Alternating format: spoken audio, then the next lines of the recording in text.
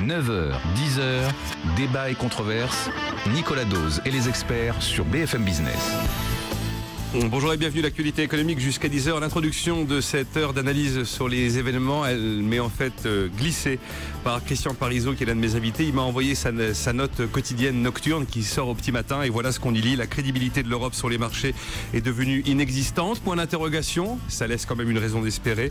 Dans les faits, les Européens n'ont rien annoncé de concret sur les modalités du plan. On pense bien sûr à la Grèce, à l'Espagne.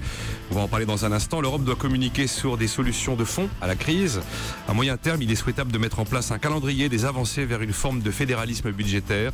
À court terme, il est essentiel de rassurer sur la possibilité de relancer la croissance dans la zone euro. Voilà, la communication des responsables européens s'annonce compliquée et c'est une litote.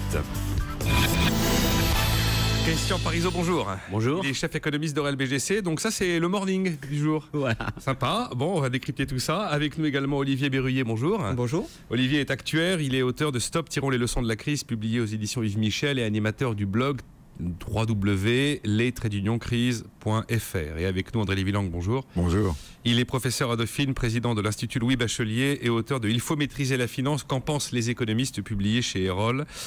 On va commencer avec un élément microéconomique qui vient de la nuit, lui aussi, Christian Parizeau, et qui nous vient de Texas Instruments. Pourquoi est-ce que cette information-là vous a frappé plus que les autres? Non, c'est surtout important parce que Texas Instruments fait un point régulier sur l'état de ses résultats. Là, on avait ce qu'on appelle le mythe Carter. Et ce que nous a indiqué Texas Instruments, ce qui est assez Carter, c'est le milieu du trimestre. Du trimestre, voilà. Et ce que nous indique Texas Instruments, c'est qu'aujourd'hui, bonne nouvelle, les stocks chez ses clients sont très bas. On va dire c'est super, ça veut dire que ça va permettre de relancer l'activité. On va recommencer à reconstituer des stocks. Et ce que nous dit le président, il nous dit oui, mais le problème c'est que les stocks sont très bas, mais on veut pas augmenter les stocks. Nos clients sont très très prudents, ils ont aucune visibilité, donc les stocks sont bas, mais on va pas restocker, on va pas relancer. Donc ça veut dire quoi? Ça veut dire qu'une société aujourd'hui qui est dans les semi-conducteurs, qui est pas non plus le secteur le plus sensible à la consommation des ménages directement, qui est pas sensible à l'Europe parce qu'ils sont mondiales, on voit qu'aujourd'hui ça commence à affecter, et c'est une société américaine, donc on voit qu'aujourd'hui le problème européen commence à affecter le comportement des chefs d'entreprise et qu'on se retrouve vraiment vers des schémas à la 2008 où tout le monde dit on fait le frein, on attend, on veut voir et on attend, et ça c'est très destructeur en termes de croissance puisque naturellement on gèle tout, on gèle les investissements, on gèle les stocks, on gèle les embauches. Alors l'Espagne, on a eu une espèce d'espoir à l'ouverture des marchés financiers, puis une déception à la clôture des marchés financiers, et visiblement ça n'a pas vraiment convaincu. À votre avis, on commence avec vous André, pourquoi est-ce que le plan espagnol, qui est donc un plan tout à fait inédit, c'est une auberge espagnole nouvelle formule qui permet d'aider les banques sans aider un État, sans le mettre sous tutelle, pourquoi est-ce que ça n'a pas fonctionné? Ou en tout cas, l'impact psychologique espéré de ce truc qui a été pondu en urgence dans le week-end n'a pas été celui qu'on escomptait. Parce que depuis maintenant 2-3 ans, oui facilement, même un peu plus, chaque fois on prend des mesures en s'arrêtant juste avant la mesure qu'il faudrait prendre, avec beaucoup de peine. Bon, on a eu beaucoup de peine à mettre en place le Fonds européen de stabilité financière, le FESF, et il n'est pas suffisant en montant. On a eu beaucoup de peine, enfin maintenant le MES, qui est la successeur, même chose. Et là, en matière de banque, l'idée qui était l'idée forte de cette opération, consistant à dire il faut découpler le problème bancaire du problème des États. Il faut essayer, en tout cas, de découpler les deux problèmes. C'est l'état d'esprit de l'union bancaire. C'est une crise bancaire. L'idée union bancaire qui n'est pas une idée originale, mais qui maintenant est vraiment sur la table, si j'ose dire. Les ministres qui se sont réunis au cours du week-end, qui ont décidé l'opération espagnole, n'ont pas été jusque-là. Alors, il y a en pointillé peut-être des idées qui peuvent être dans cette direction, mais on n'a pas affiché clairement. Ce qui fait qu'on reste sur un risque bancaire qui n'est pas réglé. On a peut-être demain un risque bancaire ailleurs. Et donc, au fond, on a une fois de plus une situation dans laquelle on va dans la bonne direction probablement, mais en s'arrêtant bien avant la mesure qu'il faut prendre. Donc les marchés se disent, ça va continuer. Rien de concret dans les modalités, Christian, vous écrivez ce matin, c'est ça, c'est qu'on a alors les modalités, on n'a pas les taux, on n'a pas les montants définitifs, même pas d'ailleurs l'outil qui servira à drainer l'argent, mécanisme ou fonds européen. Et donc voilà, on a fait un tout petit bout de l'opération sans aller jusqu'au terme, l'accomplissement véritable de ce qu'il aurait fallu faire. L'histoire est très simple, c'est-à-dire que l'idée principale, c'est de dire on aide le système bancaire espagnol et on espère qu'en aidant le système bancaire espagnol, les investisseurs vont prêter à l'Espagne. C'est relativement simple. Parce le que but, sinon, c'était de faire baisser le taux de l'Espagne. Le taux de l'Espagne. 6,5 hier soir. Voilà. Le problème, parce que s'il faut aider le système bancaire espagnol, il faut aider l'État espagnol, plus tous les autres pays qui sont en difficulté, ça serait bien que l'État espagnol puisse se refinancer sur les marchés. Donc on a dit, il y a un problème, c'est les banques. Donc on va rassurer, on va aider les banques espagnoles et on va espérer que les marchés vont faire confiance à l'Espagne. Alors juste un petit élément, le gros problème c'est qu'il y a eu tout un débat hier. Alors il y a eu déjà un débat qui était assez hallucinant, c'était de dire 100 milliards. Bon déjà il n'y a rien d'officiel sur les 100 milliards, mais 100 milliards. Alors il y a ceux qui vont vous dire, c'est bien, l'Europe agit vite, ils mettent un bon montant sur la table, ça rassure. Et puis il y a d'autres qui disent, ah ils mettent 100 milliards mais c'est grave. Ça veut dire que c'est la situation des banques espagnoles est plus grave qu'on l'anticipe. Vous voulez dire qu'il y en a encore qui se rendent compte que 100 milliards c'est beaucoup d'argent? Beaucoup, oui, encore. Il y en a encore.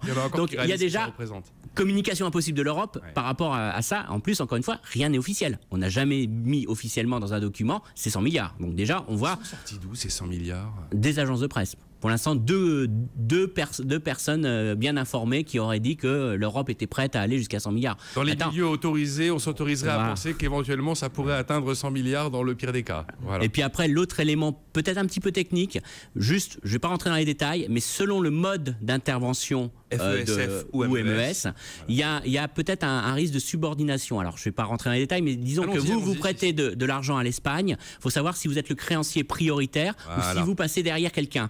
Et il y a eu toute une source d'indécision des marchés à un moment donné. Comment vous voulez dire aux gens, achetez de la dette espagnole, mais il y a une aide qui va arriver du MES qui va être peut-être créancier qui sera prioritaire sur vous. Parce que le MES a les statuts du FMI, le FMI est créancier senior et donc a priori avec le MES on obtiendrait cette catégorie-là qui n'existe pas avec le fonds. Alors juste un petit point quand même, c'est pas évident.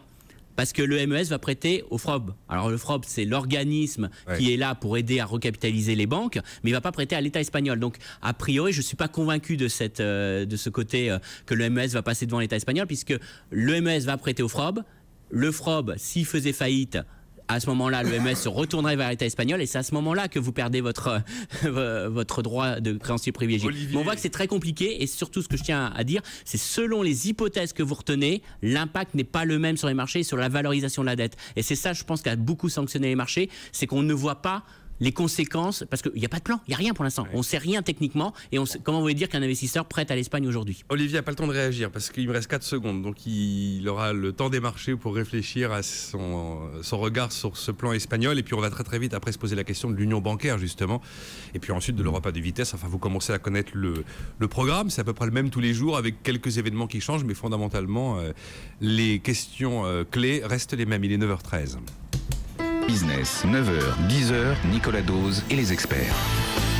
Et le bruit baisse parce que le climat économique mondial n'est pas très très très bon. Olivier Berruyer, quelle est votre lecture de ce qui s'est passé sur l'Espagne, de ces 3 jours que l'on a vécu? On s'est dit qu'il fallait absolument trouver une solution avant le vote grec, on en trouve une, c'est une solution au milieu du gué qui ne règle pas tous les problèmes et qui visiblement n'a pas convaincu. Comment vous avez réagi, vous, avec cette solution hybride, cette auberge espagnole qui préserve la souveraineté de l'Espagne tout en mettant les banques sous tutelle? Ouais, l'essentiel a été dit tout à l'heure. L'Europe a fait ce qu'elle sait faire, autrement dit, elle a fait un communiqué plus ou moins pompeux, et encore on ne sait pas trop ce qu'il y a dedans. On a sorti un chiffre de 100 milliards. Et encore, le chiffre n'est pas officiel. Oui, mais le chiffre n'est pas officiel, ce sera peut-être 20 ou 30, mais enfin bon voilà, on en aura parlé une semaine, ça a fait monter les marchés une demi-journée. Voilà, donc on voit que les effets, ces effets d'annonce ont évidemment... de par leur répétition, un impact de plus en plus réduit. Que les mouvements d'euphorie sur des déclarations de banque centrale ou des grands sommets européens sont courts.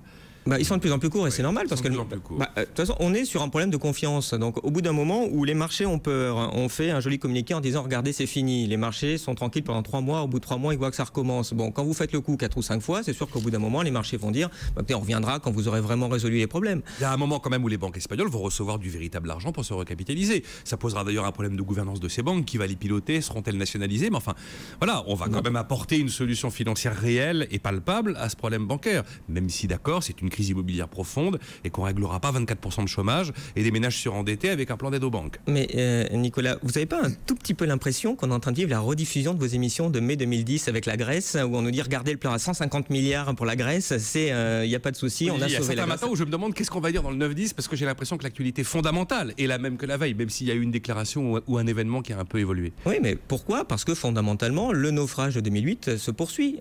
Vous avez une énorme voie d'eau probablement impossible à réparer, et donc votre système tanque de plus en plus. Il a commencé par la Grèce, il est en train d'emporter le système bancaire espagnol, comme on le voit très bien avec les déséquilibres dans la zone, et que au lieu de se poser, de réfléchir un peu à quel est le vrai problème, d'essayer d'y voir clair sur la réalité des banques en Europe, on est dans une fuite permanente en avant sans tirer les conséquences des échecs passés. Et donc forcément, comme vous faites ça, vous accumulez les échecs sont encore devant nous. Donc on voit très bien ce qui va se passer.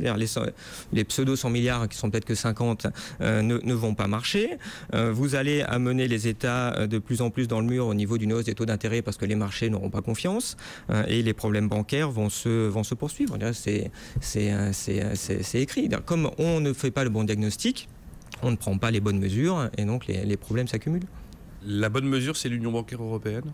Non, sûrement pas. Enfin, de toute façon, qu'est-ce qu'on attend d'une union bancaire européenne? On attend de sociétés. Qu'elle apporte une garantie des dépôts, on attend qu'elle impose, avec un pouvoir coercitif, une surveillance du secteur bancaire et qu'elle puisse imposer à des États, lorsqu'un établissement est condamné, de pouvoir le démanteler, le nationaliser, le démanteler pour essayer de faire porter les pertes d'abord sur les créanciers et peut-être les actionnaires en essayant de préserver les épargnants. Moi, ce qui m'épate, c'est cette pensée magique où on n'arrive pas à faire un truc tout à fait magique parce qu'on n'arrive pas à le faire dans un pays. On se dit, tiens, on va se mettre à 17 qui ont exactement les mêmes problèmes et là, il n'y aura plus de soucis, on va arriver à résoudre les problèmes. Et on attend quoi l'Union bancaire? Que Société Générale et Crédit Agricole aillent sauver Bankia? Oui, ça c'est sûr que ça va être facile. Ils sont à peu près tous dans le même état de décrépitude. Donc forcément... André Lévy-Lang. Je crois qu'il faut comprendre que l'euro risque d'éclater. D'accord? L'euro risque d'éclater aujourd'hui. C'est un vrai risque. Et il éclatera par les banques. C'est de là que viendra l'étincelle, si vous voulez. Pourquoi? Parce que à partir du moment où les gens pensent simplement que l'euro peut éclater, ils vont sortir dans un pays déjà. Ils vont sortir leur argent. Le bank run, c'est le bank run. Largement commencé en Grèce. Il a déjà largement commencé en Grèce. On le redoute en Espagne, mais à la limite, il y a un double bank run. Il y a un bank run d'un pays vers d'autres pays, l'Allemagne, et puis un bank run de l'euro vers d'autres monnaies, qui est un autre élément encore plus grave. Donc, le doute, le couplage entre les banques et les États, il existe aujourd'hui massivement. Il existe parce que les banques sont soutenues par la BCE, laquelle à son tour est soutenue par la Bundesbank, en fait, par les Allemands. Bon. Par les Allemands. Donc, le couplage existe aujourd'hui. Ce couplage, il veut dire que s'il y a un problème, si le doute continue, l'inquiétude continue, et elle va continuer, effectivement, comme le dit très bien Olivier, l'étincelle peut venir de là. Donc, l'union bancaire, ça veut dire quoi en pratique? Ça veut dire qu'il y a trois dimensions dans une union bancaire. Il y a une dimension garantie des dépôts, symbolique peut-être, mais importante. Il y a une dimension garantie des fonds propres, de la solvabilité, si vous voulez, l'Espagne aujourd'hui, et il y a une dimension contrôle. Bon. Il se trouve que la banque, aujourd'hui, est un domaine dans lequel on a déjà beaucoup avancé dans le domaine du contrôle. Il y a une autorité bancaire européenne depuis 2 ans maintenant. Qui n'a pas de pouvoir coercitif, qui est une autorité un peu consultative quand même. Un peu plus que ça. Un peu plus que ça. Il s'est encore arrêté au milieu du guet sur cette histoire-là. Oui, mais donc c'est bien ce que je disais. On voit une voie possible. Bon, on ne fera pas le fédéralisme européen en 15 jours. On ne le fera pas non plus à l'union bancaire en 15 jours, mais on a plus de chance. On l'a fait par le charbon, par l'acier, par l'agriculture, on le fera par la banque. Exactement. On l'a fait, ça a mis du temps, c'est compliqué, ça soulève des problèmes de souveraineté qui ne sont pas nuls, mais des problèmes bien moins difficiles à régler que la souveraineté des fiscalités, la souveraineté des budgets. Qui est l'essence des parlements. Qui est l'essence même du fédéralisme, si vous voulez. Ça, c'est pas demain la veille. Bon. Mais donc, en un mot, aujourd'hui, il y a une possibilité d'avancer vraiment sur un sujet. En tout cas, ce serait une véritable avancée politique et, voilà. pas un truc technico-incompréhensible. Il y a beaucoup de problèmes techniques très compliqués qui prennent un temps fou. Que les gens, il y a un problème simple. Ou bien il y a une volonté politique d'aller vers un fédéralisme européen et l'euro peut être sauvé, ou bien il n'existe pas. L'euro trépassera. Absolument. Et c'est ça que les marchés comprennent et que tout le monde comprend. Et les banques, c'est le premier test, si vous voulez. Et est-ce que les épargnants ont compris que c'est eux qui paieront quoi qu'il arrive au bout du bout? Vous croyez? Moi, je crois que oui. Je crois que oui. Christian, l'union bancaire, est-ce que vous partagez l'espérance, j'ai envie de dire, d'André Lévy-Lang, pas forcément la certitude, car avoir des certitudes est devenu impossible. Est-ce que là, effectivement, vous écriviez, je reprends la note, voilà, des solutions de fond. et une forme de fédéralisme. Bon, vous mettez budgétaire, mais une forme de fédéralisme. Est-ce qu'avec l'union bancaire, vous écrirez un jour un morning en vous disant ça y est, là, il y a une étincelle positive? De toute façon, c'est ce qu'il y a de plus simple et je dirais ce qui va s'imposer. C'est-à-dire qu'aujourd'hui, simple entre guillemets, dans le sens qu'aujourd'hui faire une union budgétaire, une union sur les modèles sociaux, etc. C'est très compliqué. C'est un choix de population, ça demande des votes. On a traduit ça la semaine dernière par la sécurité sociale européenne. Est-ce qu'on veut la sécurité sociale européenne? À terme, c'est quand même on est obligé d'aller vers ça. Maintenant, sur les banques, ça va s'imposer à nous parce que les mouvements de capitaux, aujourd'hui, on a un problème très clair, c'est qu'on ne peut pas réguler les mouvements de capitaux au sein de la zone euro. C'est-à-dire qu'aujourd'hui, on ne pourra jamais interdire à un Espagnol de mettre tout son argent sur une banque allemande. Donc aujourd'hui, d'ailleurs, il n'a pas attendu. Voilà, il n'a pas attendu. Mais on a vraiment beaucoup des sous. Pas tant que ça quand même, parce qu'on aurait eu des déséquilibres. Si on a 625 milliards d'euros à la Bundesbank dans le système de l'eurosystème Target 2 qui sont finalement aujourd'hui en exposition face aux autres banques centrales, c'est bien pour compenser des mouvements de capitaux. Bien sûr. Oui, mais c'est uniquement des capitaux liés aux déséquilibres commerciaux. C'est vos balances des paiements qui sont déséquilibrées parce que depuis 2007, le total des excédents allemands est de 600 milliards. 200 de pertes en Espagne, 200 en Italie, 200 en France. Il est certain que ce que dit Olivier est sans doute assez juste. C'est principalement dû aux déséquilibres. C'est pas des fuites, c'est pas les gens qui ont peur et disent tiens, je vais mettre mon argent là-bas. C'est simplement dans le commerce, vous avez un déséquilibre et comme il n'y a pas de dévaluation, vous n'arrivez pas à rééquilibrer vos économies. Enfin, avoir supprimé la capacité d'évaluation avec des économies divergentes vous mène forcément dans le mur. Si on veut la retrouver, on en parlera tout à l'heure, Olivier, mais ça veut dire qu'il faudra trouver une autre devise, en tout cas pas celle-là. Hein. Allons-y, continuons sur l'union bancaire. Sur l'union bancaire, ça va s'imposer à mon avis. Ça va s'imposer très rapidement parce que d'une part, on voit que toutes les banques sont liées entre elles. C'est-à-dire qu'aujourd'hui, vous ne pouvez pas dire que Société Générale, BNP, ils vivent de leur petite vie dans leur coin. C'est-à-dire qu'aujourd'hui, ce qui se passe en Espagne, en Italie, les affecte et on voit que même Crédit Agricole a été affecté par ce qui s'est passé en Grèce. Donc aujourd'hui, il y a un élément très clair, c'est que les banques sont européennes et c'est très dur de revenir en arrière parce qu'ils ont leurs actifs, leurs bilans qui sont européens, c'est-à-dire que vous n'avez pas une seule banque française aujourd'hui qui peut dire mon bilan est que sur des actifs français. Maintenant, ils ont des actifs européens. Donc une dépréciation d'un actif européen, quel que soit le pays, affecte votre système bancaire français. Donc, et on voit les conséquences que ça a sur l'économie française. Donc déjà, on voit qu'on a une union bancaire qui s'est faite par l'activité bancaire. Donc derrière, il faut bien prendre ça en compte. Et je pense que là où il y a l'ébauche le plus, il y a une BCE. On a une union, mais pas l'union politique. Voilà, on a une BCE, on a des outils de régulation qui sont quand même mis au niveau européen. Donc ça, c'est, je dirais, la marche la plus facile, entre guillemets, du fédéralisme. C'est-à-dire qu'aujourd'hui, on a déjà des structures qui existent. Maintenant, parler d'union budgétaire, parler d'un ministre de l'économie européen. On va voir. Là, ça demande beaucoup plus de travail. On a moins d'une minute, Olivier. Est-ce que les deux argumentaires de messieurs Lévy-Lang et Parisot vous ont permis d'évoluer un petit peu sur l'union bancaire? Non, mais assez peu, mais peut-être que ça se fera. Alors, on va signer encore un bout de papier en disant que c'est bon, toutes les banques sont solidaires et puis que tous les dépôts sont garantis alors qu'on n'a pas d'argent. Bon, voilà, ce sera de nouveau une promesse de plus qui va se rajouter aux autres et qui ne sera pas tenue à terme. Mais c'est tout. Mais oui, peut-être. Il a fondamentalement raison, d'après vous? Non, il a raison sur un point. Ça n'existe que s'il y a effectivement une garantie de la BCE. Le Federal Reserve n'a pas d'argent non plus. C'est vrai. Mais le Federal Reserve l'imprime, le crée, d'accord? Et il garantit les banques américaines aujourd'hui. Même chose, l'union bancaire est aussi un signal fort parce que ça veut dire non seulement qu'il y a fédéralisme, mais qu'il y a garantie. Il y a solidarité sur le fond. Et c'est ça le vrai doute. Le vrai doute, c'est y a-t-il solidarité européenne ou pas? Et aujourd'hui, il faut reconnaître que le doute, il est légitimé par la position de Mme Merkel. Ça veut dire quand même qu'on modifie fondamentalement les racines même de la Banque Centrale Européenne dans cette idée-là. Ça veut dire qu'on en fait une banque centrale. Ah, on en fait une banque centrale. Voilà. Il y a un espoir avec ça, Olivier, on va marquer une pause, mais il y a un espoir avec une BCE qui deviendrait une vraie BCE? Mais je ne sais pas ce que c'est qu'une vraie BCE. Je veux dire, le rôle d'une banque centrale, c'est pas d'aller mettre du pognon dans des banques en faillite. Et pourquoi pas des entreprises à faillite? Oui, mais pourquoi le prête pas en dernier ressort aux entreprises qui sont en train de faire faillite, André? Pourquoi c'est juste les banques qui ont le droit d'être sauvées comme ça ex nihilo alors qu'elles font faillite? C'est une vraie question. Parce que le système bancaire, c'est la consanguinité de l'économie. Alors que non, mais les banques qui sont en faillite, il faut peut-être arrêter de faire croire qu'elles ne le sont pas et de mettre de l'argent dedans. On va revenir aux fondamentaux. Une banque fait faillite pour deux raisons possibles. L'une, c'est parce qu'elle a des mauvais crédits qui dépassent son fonds propre. Et l'autre, c'est parce que les dépôts foutent le camp. Voilà. Et c'est ça le problème. Ça va certainement éveiller les auditeurs ce que vous avez dit là. Réaction de Christian Parisot dans un instant. Et puis l'Europe à deux vitesses, l'Europe fédérale, les budgets, la fiscalité. Que faire avec nos 3% promis pour fin 2013? Nous avons pas mal de pain sur la planche. Il est 9h28. 9h, 10h, débat et controverse. Nicolas Dose et les experts sur BFM Business.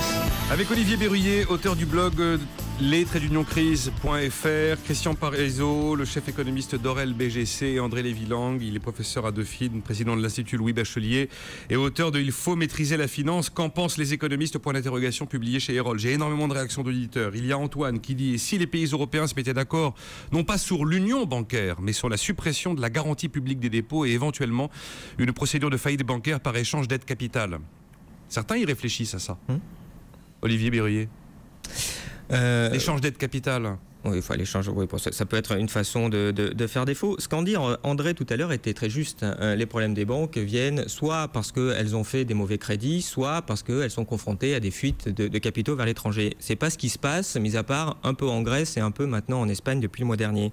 Le problème du système bancaire espagnol est que les banques ont décidé de prêter de l'argent à des chômeurs ou à des gens extrêmement pauvres pour qu'ils aillent bâtir des villes nouvelles dans le désert andalou. Ça marche très bien pendant 5 ans, ça fait un boom économique, ça fait rentrer beaucoup de commissions et de profits. Au bout de 5 ans, ça fait faillite. Donc on en est là. Donc, oui. Très concrètement, on est là à peu près. Oui, je suis on peut dire, en grossissant un petit peu le trait, que globalement, les banques espagnoles ont été quand même tout à fait incapables de faire leur métier de base, qui est de s'assurer que le client est solvable. Donc, voilà, on en est là. Maintenant, on nous dit, tiens, on a une bonne idée, comme on a un tas d'incapables qui gèrent le système bancaire espagnol. Si on leur donnait 100 milliards, parce que si j'ai bien compris, j'ai pas entendu parler de nationalisation du système bancaire. C'est de la recapitalisation là. Ah oui, c'est de la recapitalisation. Où le système bancaire privé, il est un grand garçon, il va sur les marchés, il convainc l'épargne privée de venir la recapitaliser. Il y aura du mal là, et c'est très bien. Le système espagnol. S'il y a du mal, on est en train de demander aux contribuables finalement de mettre une garantie directe ou indirecte là-dedans, et on est en train de dire, si j'ai bien compris, que les actionnaires ne vont même pas être complètement floués, donc d'être punis on de n'en leur. sait rien pour l'instant. Parce que dans l'idée de l'Union bancaire européenne, on l'a beaucoup fait jusqu'à présent. Jusqu'à présent, non. Mais dans l'idée de l'Union bancaire européenne, il y a véritablement la volonté d'avoir un système de coercition vis-à-vis justement des créanciers et des actionnaires. Oui, enfin ça, avant que ça se fasse. D'accord. Alors bon, cher Nicolas. Justement, Thomas me demande, est-ce que les banques le méritent vraiment qu'on les sauve? Et vous savez que c'est un truc qui est récurrent encore aujourd'hui. Oui, mais on sauve encore les banques. Oui, mais ça, on n'a pas le choix. On sauve encore les banques et c'est Bibi qui paye. Voilà, ça on n'a pas le choix de sauver les banques. Par contre, on a le choix, c'est est-ce qu'on décide de nationaliser, est-ce qu'on décide d'aller faire des vrais stress tests, est-ce qu'on essaie d'envoyer des comptables compétents. Là, on a des instituts privés sur les banques qui vont en Espagne voir un peu ce qui s'y passe. Ouais. Bon, sur l'histoire des banques, Christian. Juste une chose, on peut pas dire que les actionnaires ne sont pas affectés. Sinon, vous n'auriez pas la chute des banques en bourse. Hein. Juste un petit élément. Pourquoi? Parce qu'aujourd'hui, les aides se font quand même par des actions préférentielles qui sont souscrites, et donc l'actionnaire est complètement dilué. Vous pouvez pas dire aujourd'hui que les actionnaires qui est de Citigroup ou qui ont été sauvés par l'État américain s'en sont sortis très très bien et que ils ont pas ça n'a pas coûté de l'argent. D'ailleurs, il n'y aurait justement pas de problème bancaire si aujourd'hui les marchés avaient confiance dans les banques. Et pourquoi ils n'ont pas confiance dans les banques? C'est parce que les investisseurs pensent qu'ils peuvent perdre de l'argent dans les banques. Donc ils pensent que l'aide de l'Europe va se traduire par une perte de l'argent. Donc ils ne prêtent pas aux banques. Donc il faut quand même être clair. Mais ils ont raison, Christian. Ils ont raison de penser qu'il y aura des bien sûr. Il y en aura. Mais il y en aura, mais pour l'actionnaire de la banque, le prêteur, le créancier qui a prêté à la banque, aujourd'hui, il risque de perdre de l'argent dans le système bancaire espagnol. D'où le stress du système bancaire espagnol. Sinon, il y aurait zéro problème. Donc c'est important de le dire. Tout le monde va payer la facture. Je veux dire qu'il ne faut pas croire que c'est que le contribuable qui va aider la banque, qui va être le seul à payer. Il y a tout le monde qui paye la facture à plus ou moins à grande échelle. Patrick est à... Oui, André Lévy-Lang. Et les banques ont prêté aux contribuables indirectement en prêtant aux États. Une partie du risque bancaire européen aujourd'hui, c'est le fait qu'elles détiennent des dettes d'État, de leur propre État. D'où le couplage. Patrick est à Suresnes et sauver les comptes des déposants en les transférant temporairement à la BCE avec retrait limité. Alors je pense qu'il a voulu probablement être ironique en écrivant ça, puisque c'est vrai qu'on invente quand même des quantités de choses. Généralement le lundi on vous dit c'est impossible, les statuts l'interdisent, ça ne se fera pas, on n'a pas le droit, l'Allemagne ne voudra pas, et paf, le week-end suivant, bingo, on dégaine quelque chose de neuf. Alors vous savez, le week-end prochain on va voir ce qui va nous arriver. Hein. Il y a Fabien qui dit, mais au nom de quelle idéologie certains s'accrochent-ils encore à cette monnaie mortifère? Bertrand nous écrit, l'Union bancaire européenne avec cette devise, l'argent fait le bonheur. bonheur. Antoine, arrêtez avec la garantie des dépôts. La garantie des dépôts n'est pas la solution, c'est le problème. Cette crise n'est qu'un gigantesque conflit de génération où la génération de goinfres essaie de garantir les fausses promesses de revenus et de patrimoine qu'elle s'est faite à elle-même. Et il ajoute, c'est la peur des vieux de perdre leur fausse épargne. Et puis enfin, Nicolas, cette idée de fédéralisme, de perte de souveraineté des pays, cette idée se heurtera à la contestation sociale, la contestation des peuples, qui ne pourra pas être sacrifiée sur l'autel de la finance mondiale. Il y a une idée juste dans tout ça. Oui, non, mais il y a une idée juste qu'il faut quand même mentionner, parce que on parle de finance, on parle d'économie, on parle de l'euro, etc. Il y a quand même un problème fondamental de populisme, de scepticisme sur le système, de rejet du système, qu'on a vu en France avec au présidentiel, 30% des électeurs quand même, d'une manière ou d'une autre. C'est pas négligeable. Et donc aujourd'hui, le problème que nous avons aussi, c'est qu'il y a des décisions prises par les gouvernements et qu'ils les prennent alors qu'ils n'auraient probablement pas le soutien de leurs électeurs. Évident. C'est ça. Donc évident. on a ça aussi comme problème. Et ce qui veut dire que cette Europe à deux vitesses de Mme Merkel, qu'elle a évoquée avec M. Cameron à ses côtés et pas François Hollande, qu'est-ce que vous comprenez par il nous faut plus d'Europe et nous la ferons à deux vitesses si certains pays venaient à bloquer tout simplement? Comment vous avez compris cette histoire? Ça ressemble à quoi l'Europe à deux vitesses selon vous? Vous avez une petite idée? Moi j'ai une théorie un peu technique, un peu ponctuelle. On est sur le domaine des théories là. Oui, il faut bien voir que l'Union européenne et la zone euro, ce n'est pas la même chose. Et on a déjà constaté une première fois que la Grande-Bretagne considérait qu'elle n'était pas forcément concernée par la zone euro. C'est le problème. Elle l'est en fait, bien entendu. C'est-à-dire que ça aura des conséquences sur l'économie. Et donc c'est peut-être simplement ça qu'elle a peut-être voulu dire. C'est-à-dire qu'il y a des décisions à prendre au niveau de la zone euro qui ne mettent pas forcément en jeu la Grande-Bretagne. Par exemple, l'autorité bancaire européenne, elle est niveau Union européenne. Elle n'est pas niveau zone euro. Alors, si ce n'est que ça, si j'ose dire, ce n'est pas l'euro à deux vitesses, c'est l'Europe à deux vitesses. Bon, c'est une théorie. Christian Parizeau, votre théorie minimale. Oui, théorie minimale, effectivement. Une situation qui finalement est peu ou prou celle que l'on connaît aujourd'hui. On le connaît déjà. Voilà. Je pense mais qui n'est pas dans le droit, parce que, je répète, l'autorité bancaire, elle est Union européenne. Malheureusement, je pense que son esprit va plus loin quand elle évoque ça. Enfin, vu la je pense il y a aussi l'idée qu'aujourd'hui, il faut avancer vite, très rapidement. J'ai l'impression que ça va aller vite. J'ai l'impression que maintenant, les choses vont s'accélérer. D'ailleurs, on l'évoquait avec Olivier, vous sortez une solution bancale et elle vous accorde jusqu'à la mi-journée, jusqu'à l'apéro, vous avez un petit peu d'euphorie boursière et ça chute après. Et moi j'ai le sentiment qu'elle met un peu les gouvernements face à... Voilà. Vous venez ou vous venez pas. C'est l'heure. Et je pense qu'il y a un heure de choix.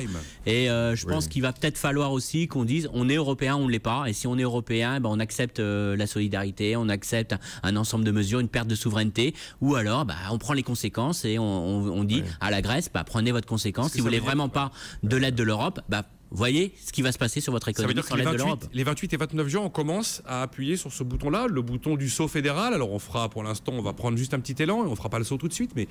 Je pense qu'il y aura sûrement un durcissement en termes politiques. C'est-à-dire qu'aujourd'hui, les politiques n'ont pas le choix. C'est-à-dire que, alors je vais vous prendre, je vais pas être méchant vers la Grèce, j'ai rien contre la Grèce, mais aujourd'hui, là, très clairement au peuple grec, il faut lui envoyer un message clair. On va dire, on peut pas dire au peuple grec, vous restez dans la zone euro, vous n'avez pas les contraintes. On vous prête de l'argent, mais on va peut-être un jour oublier l'argent qu'on vous a prêté. Alors, on peut pas dire ça, on peut pas dire aujourd'hui aux Français qui ont prêté de l'argent directement à la Grèce, vous pouvez demain oublier l'argent que vous avez prêté aux Grecs, parce que les Grecs n'ont pas fait d'efforts. Ils ont déjà oublié de toute façon. Voilà. Donc il y a un moment donné, il va bien falloir aussi dire, il y a une responsabilité. Vous êtes dans la zone euro, on vous aide. Alors je dis pas que c'est bien ce qui se passe là-bas, je dis pas qu'on n'y a pas été un peu fort, mais ça c'est de l'aménagement. Mais il faut dire aussi au peuple, on peut pas tout remettre en cause. L'année dernière c'était un référendum, on nous a menacé, on a déséquilibré la zone euro parce qu'il allait avoir un référendum en Grèce. Là ce sont des élections en Grèce, on peut pas dépendre, l'Europe ne peut pas dépendre d'élections à ce niveau-là. Alors dans un instant, réaction d'Olivier Berruyer sur cette histoire d'Europe à deux vitesses, notamment les deux questions clés, à combien de pays ça se fait et avec ou sans les peuples, compris l'appel démocratiquement, et puis les 3% en France. On va revenir un petit peu à nos problématiques franco-françaises. Il y a Clarisse qui écrit le 18 juin, ça va pas être l'appel, mais ça va être l'appel. Voilà, il est 9h44. Intégral Bourse, Cédric. BFM Business, 9h, 10h, Nicolas Dose et les experts. Dernier quart d'heure avec Olivier Berruyer, avec André Lévy-Lang, avec Christian Parizeau. Alors on va citer Fred parce qu'il a le sentiment qu'il y a de la censure. Menteur, écrit-il, on vole le peuple et nos démocraties, tout ça va finir en guerre civile. Les présidents doivent se sauver pour ne pas se faire lyncher. Marre de la censure, fédéralisme égale dictature. Voilà, il n'a pas été censuré Fred sur ce coup-là. Qui devait réagir? Olivier Berruyer sur l'Europe à deux vitesses. Alors on a évoqué l'Union bancaire européenne dans ses moindres détails d'ailleurs. Et là on va plus loin, au travers d'une prise de position très allemande qui n'a pas été pour l'instant assumée par la France. Enfin, les Allemands, ils ont bien raison, ils défendent leur intérêt. Enfin, ça, vous voulez dire que l'euro qui leur a apporté richesse, croissance, aujourd'hui est devenu un poids et un frein économique? C'est pas forcément un frein économique. Après, on a une difficulté entre ce qui peut être logique de faire d'un point de vue économique, je dirais de salon quand on discute entre nous, et de la capacité d'acceptation des peuples. Il y a aujourd'hui un immense excédent commercial allemand. La logique économique, c'est qu'ils rendent d'une façon ou d'une autre. C'est logique économiquement. Le problème, c'est que le peuple risque de ne pas vouloir rendre les 600 milliards qu'ils ont accumulés depuis 2007. C'est le cœur du problème. On a voulu faire... Olivier, on a souvent décrit le modèle allemand avec ses aspects positifs, ses aspects négatifs. On peut quand même pas reprocher, c'est pas de l'argent qu'elle a volé uniquement avec la sous-évaluation de l'euro. Non mais il n'y a aucun problème. Enfin, bon, non mais d'accord, mais que voilà. Le problème fondamental, on le dit souvent, mais 80 millions de voleurs et que absolument pas. Le problème qui se pose, c'est est-ce que la zone euro, c'est 17 pays qui sont en compétition les uns avec les autres, ou est-ce que c'est un grand pays avec 17 régions? On a fait une monnaie unique. La monnaie unique implique que ce soit un pays avec 17 régions. Si c'est 17 régions, ça veut dire qu'il y a un seul budget, il y a un seul temps de travail, il y a un seul SMIC, il y a une seule sécurité sociale, il y a un seul modèle social. C'est pas possible autrement. On n'imagine pas en France que le SMIC va être à 800 € en Alsace, que l'Aquitaine va bosser 42 heures, qu'il n'y a pas de sécurité sociale dans le Nord-Pas-de-Calais. Bon, c'est ça le fédéralisme. On est d'accord. Alors, est-ce qu'on va faire ça dans les 2 ans qui viennent? C'est oui ou c'est non. On peut trouver logique de le faire. On peut estimer aussi que du point de vue historique, c'est quand même pas gagné. Regardez ce qui s'est passé ce week-end. Vous avez samedi le Premier ministre espagnol qui dit on a une aide, super, on n'a rien à faire, on va pas être sous contrainte. Hier, vous avez Schäuble qui dit c'est bon, on a acheté les billets d'avion pour la Troïka qui arrive à Madrid. Bon, il va vite y avoir un petit problème. Troïka censé ne superviser que le secteur bancaire. Oui, bien sûr. Donc, on va bien voir ce qui va se passer. Et on voit qu'on n'a absolument pas résolu ce problème-là. Il y a une folie furieuse d'aller faire une monnaie unique avec des économies divergentes. On a dit on fait la monnaie, puis après vous allez voir ce que vous allez voir, tout ça va converger. On voit que ça converge absolument pas, on voit qu'on se donne absolument pas les moyens que ça converge, et on voit même que ça diverge de plus en plus. On essaye justement. On voit même qu'il y a de plus en plus de haine entre les peuples, parce que le côté l'Europe c'est la paix, oui, enfin bon, sauf que maintenant il y a des nazis en Grèce grâce à ce programme-là, que les Allemands peuvent difficilement aller en Grèce sans recevoir des tomates, et qu'il n'y a qu'à voir comment on parle les uns des autres, c'est quand même assez surréaliste, donc il y a des tensions de plus en plus fortes entre pays. Face à ça, au lieu de dire de nouveau, posons-nous, réfléchissons, quelles sont les options, option A, option B, option C, option D, on nous dit non, il n'y a pas le choix. Ça n'a pas marché jusqu'à présent. On va encore accélérer vers le mur. On va essayer de faire une pseudo-fédération dont les peuples ne veulent pas. Vous avez dit tout à l'heure, on va essayer. Est-ce qu'il faut faire l'Europe avec ou sans les peuples? Sans les peuples, ce sera fait par 200 personnes dans l'île d'Elbe. Non, parce que si les pseudo-élites qui ont quand même coulé l'Union européenne sont en train de se dire, on va même pas écouter les peuples parce que finalement tout ça n'est pas très important. Les peuples vont malheureusement, comme l'a souligné excellemment tout à l'heure André, se tourner vers des personnes beaucoup moins agréables pour gérer et faire ce qu'elles attendent. Il y a pas comme seul choix d'aller faire un fédéralisme de folie dont personne ne veut, parce que c'est quoi le fédéralisme? C'est une espèce de communisme. Qu'est-ce qu'on veut faire? On veut mutualiser les dettes. Ok, mutualisons les dettes, on va mutualiser les revenus aussi. Qui a envie de mutualiser les revenus? Qui a envie de mutualiser les revenus? Vous avez envie, André, de mutualiser les revenus? On mutualise nos 2 revenus, je vous donne la moitié de ce que je gagne, vous me donnez la moitié de ce que vous gagnez. Je pense qu'il y a 50% dans ce deal qui vont être d'accord, c'est moi. Vous ne serez pas d'accord et c'est normal. Et je ne vais pas dire, tiens, André Lévy, il est égoïste, il ne veut pas prêter. Les Allemands n'ont pas envie, et ça se comprend parce que pour le moment, et pour diverses raisons, c'est eux qui ont le plus bossé, c'est eux qui ont fait le plus d'efforts, n'ont pas envie de transférer, comme ils devraient le faire dans le cadre d'une union, leurs bénéfices. La question est de savoir si effectivement une histoire s'achève, mais est-ce qu'une histoire peut commencer? Oui, mais il faut le réfléchir et il faut arrêter de faire n'importe quoi, sinon on n'y arrivera pas. Est-ce qu'on fait n'importe quoi à votre avis, André? Vous avez écouté Olivier. Je crois que si on va jusqu'au bout de la logique d'Olivier, l'euro n'existe plus en tant que monnaie. C'est clair. Je pense que c'est ça, Olivier, on est d'accord. Ça me rend triste, mais c'est pas impossible en tout cas. Aujourd'hui, c'est le risque qui existe réellement. Ce risque existe. Je pense que c'est le rôle des politiques de dire on n'en veut pas de ce risque, on veut faire ce qu'il faut pour l'éviter. Alors, on peut caricaturer le fédéralisme, on peut dire c'est la dictature allemande. Les Allemands n'ont pas gagné la guerre, ils vont la regagner aujourd'hui. C'est pas ce qu'a dit Olivier. Ça, c'est pas ce que j'ai dit du tout. C'est pas ce qu'il a dit. Non, mais il n'a pas faut faire un présenté pays. comme On ça. fait un vrai pays. Pourquoi ça. Un auditeur a parlé de dictature, mais pas Olivier. Non, je dis simplement que le fédéralisme, c'est un mot, effectivement. Mais c'est vrai que l'euro ne peut exister que s'il y a une dose de fédéralisme budgétaire et de solidarité. Une énorme dose. Énorme, considérable. Ça ne veut pas dire qu'on partagera les salaires et les revenus des gens. Ça veut dire simplement qu'il y aura un certain nombre de transferts qui vont se faire, entre régions. Alors, comme aux États-Unis où vous avez un clearing annuel. On comprend comme en France. On comprend très bien comme en France. Bien sûr. On comprend très bien que les Allemands, qui considèrent que c'est eux qui vont payer pour les autres, ils n'ont pas tort. Ils n'ont pas tort, mais ils en bénéficient aussi. C'est parce que le reste de la zone euro, ce sont leurs clients. Donc ils en bénéficient aussi. C'est vrai aussi. Et donc l'éclatement de l'euro n'est pas forcément bénéfique pour l'Allemagne non plus. Donc je crois que il y a une petite chance, pas nulle, mais heureusement qui existe, que les choses aillent dans cette direction et que ça tienne assez longtemps pour que ça soit accepté. Vous trouvez la meilleure des solutions bancales. Juste un petit point. Regardez les États-Unis. Est-ce que c'est un échec, les États-Unis? Regardez les États-Unis, il y a des États. Il y a différents États avec des fiscalités différentes. N'oubliez pas que la TVA n'est pas identique d'un État à l'autre aux États-Unis. Donc on ne peut pas dire qu'il y a une fiscalité. Il y a même des règles sociales. Il y a des lois différentes d'un État à l'autre. Et il y a un État fédéral. Et on ne peut pas dire que l'État fédéral, c'est un dictateur. Alors je sais qu'aux États-Unis, il y a peut-être le Texan de base qui rejette l'État fédéral. Mais vous ne pouvez pas dire qu'il y a une police fédérale. Il y a une intervention fédérale. Et l'État fédéral est venu au secours à aider quand même la Californie qui était en grand danger. Donc on ne peut pas dire non plus, la Californie c'était la Grèce européenne, donc on ne peut pas dire non plus que ce filet de sécurité de l'État fédéral n'a pas aidé énormément l'économie américaine. Et puis deuxième point, n'oubliez pas, c'est que l'Europe, c'est aussi une sauvegarde face aux enjeux mondiaux. N'oubliez pas qu'aujourd'hui on est quand même dans une guerre économique, et ça faut pas l'oublier, c'est que qu'est-ce que serait la France aujourd'hui au niveau diplomatique, au niveau économie, si on était resté tout seul? Aujourd'hui il faut aussi avoir un marché européen,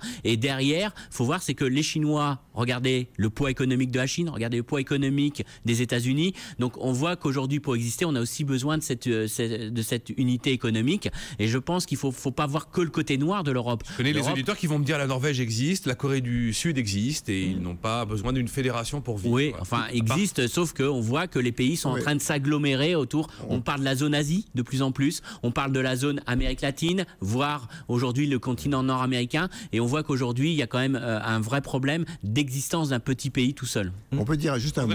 Olivier Berruyer, il nous reste 2,45. Un mot très court. La zone euro, enfin l'Europe, la zone euro a les moyens d'exister. C'est-à-dire que d'un point de vue économique, nous avons absolument. La dette globale est supportable. Inférieure à celle des globale est supportable. La balance commerciale globale est bonne, est équilibrée. Donc nous avons les moyens économiques. C'est ça qui est dingue. C'est ça qui est dingue. Donc quand on parle de fédéralisme, on pense abandon de souveraineté, mais on ne met pas en regard le fait qu'en tant que zone économique, on peut exister. Saint-Étienne dit à partir du jour où on est fédéré, on est la première zone économique du monde, sans aucun problème, au niveau de la dette, du déficit, du commerce extérieur. Olivier, oui, vous vouliez. Oui, mais vous pouvez, mais malheureusement, tout ça pour moi, c'est du rêve. Moi, j'ai pas de souci, je suis fédéraliste, mais je pense juste que le fédéralisme, il faut 80 ans pour le faire. C'est un travail de plusieurs générations. Si on essaye de le faire en un an, ça va tout péter. Et on voit en Grèce que ça pète. Tout à l'heure, vous parliez du référendum, mais que n'a-t-on pas fait le référendum à l'époque? Entre-temps, on a prêté 130 milliards aux Grecs qui veulent pas nous rembourser. On a 50 ans d'expérience déjà. On n'est pas parti. Ça n'a pas démarré en 2008 ou en 2009. Oui, ça a démarré en 1954. On est bien d'accord, André, que vraiment vous faites 56 ans. 56 ans. Le budget européen, combien? 1% du PIB. 1% du PIB, c'est ça l'expérience. Et on aura une union le jour où il y aura 10% du PIB. Le jour où on aura transféré la moitié des ressources. Qu'est-ce qu'on a fait jusqu'à présent? On a fait des petits accords. On s'est mis d'accord sur la taille des concombres. On s'est mis d'accord sur l'agriculture. Ok, mais enfin c'est quand même très limité. C'est maintenant qu'on arrive dans le cœur des difficultés. C'est pas avant. Tout à l'heure vous citez les États-Unis. Rassurez-moi, vous voyez bien la différence qu'il y a entre les États-Unis et l'Europe quand même. Non, mais entre un Californien et quelqu'un du Dakota du Nord, c'est pas tout à fait la même chose qu'entre un Français, un Grec et un Estonien. Moi, ça me fait.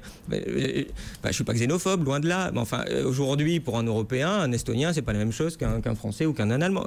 Enfin, il faudra beaucoup de temps. Juste pour dire que le fédéralisme n'est pas forcément une dictature. Mais il n'y a aucune dictature. Le fédéralisme, c'est un mode de fonctionnement, et on n'a pas besoin non plus. On peut avoir un mode de fonctionnement qui soit démocratique au sein de l'Europe.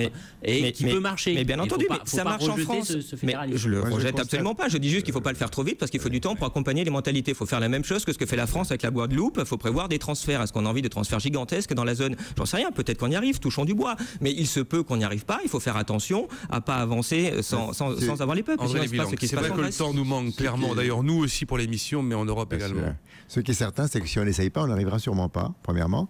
Deuxièmement, moi je connais un certain nombre d'entreprises américaines importantes qui aujourd'hui attendent de voir ce qui va se passer pour décider si elles restent ou pas en Europe, si elles investissent ou pas en Europe, ou si elles donnent la priorité, comme elles sont en train de le faire, aux pays émergents, à l'Asie ou à l'Amérique latine. Donc je crois que ce n'est pas indifférent. Je crois que les avantages qu'on a tirés depuis 58 ans, finalement, de la construction européenne sont considérables. Bien sûr. Ces avantages existent. Alors on a 58 ans, il en faut encore peut-être 10 ou 5, mais on n'a pas tellement de temps pour ça. Ou 80, et on le verra vite. La question, c'est la confiance. Oui, enfin, et aujourd'hui, c'est la seule question. Ça nous ramène donc effectivement au morning de ce matin de Christian Parizeau, voilà, la crédibilité de l'Europe. Voilà. Enfin, ça nous ramène aussi à un problème de gestion des risques. Enfin, le côté il y a qu'à essayer, on verra bien. Si ça passe pas, on sera bien. Il y aura de quoi commenter après en disant flûte, on a essayé, ça n'a pas marché. Bon, c'est pas faute d'avoir débattu. Il est 9h58.